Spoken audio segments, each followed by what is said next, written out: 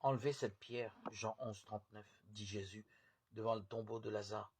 Enlevez ce qui empêche le souffle de Dieu de pénétrer dans vos tombeaux. Ouvrez ce qui est fermé en vous, déposez vos résistances. Quand Jésus demande qu'on enlève la pierre du tombeau de Lazare, Marthe est affolée. Seigneur, il doit déjà sentir, il y a en effet 4 jours.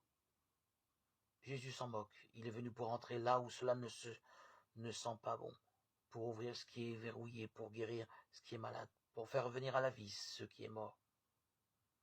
Voici, je me tiens à la porte et je frappe. Si quelqu'un entend ma voix et ouvre, j'entrerai chez lui et je prendrai la scène, le repas avec lui, et lui aussi avec moi. Jésus nous remplit de toute sa tendresse, de désir, de liberté. Il nous introduit d'emblée dans un mouvement intérieur. Comme toujours, c'est Dieu qui a l'initiative, c'est le Christ, l'Esprit qui frappe à la porte. Le Christ cherche à être accueilli par l'être humain d'une façon tout à fait spéciale, pour vivre une relation de proximité inattendue, inconnue. L'Esprit cherche à entrer pour féconder, remettre en ordre, restaurer, unifier. Désirons de tout notre être la venue de l'Esprit, car nous savons, même si nous ne l'exprimons pas, qu'il y a en nous un manque, une béance, qui est, en fait, le désir de connaître Dieu, quel que soit le nom que nous lui donnons. Il y a une attirance profonde entre notre être et l'Esprit est impatient d'entrer et de remplir sa fonction, et notre chair est assoiffée.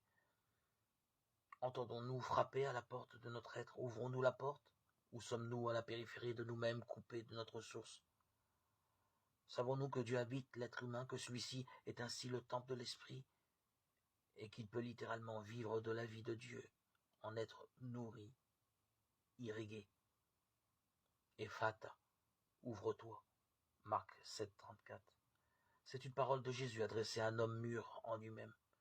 Il n'entend pas, parle difficilement, est complètement replié sur lui-même, sur son mal.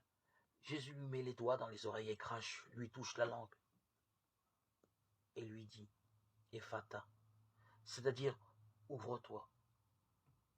Aussitôt ses oreilles s'ouvrirent, sa langue se délia. Marc 7, 34, 36.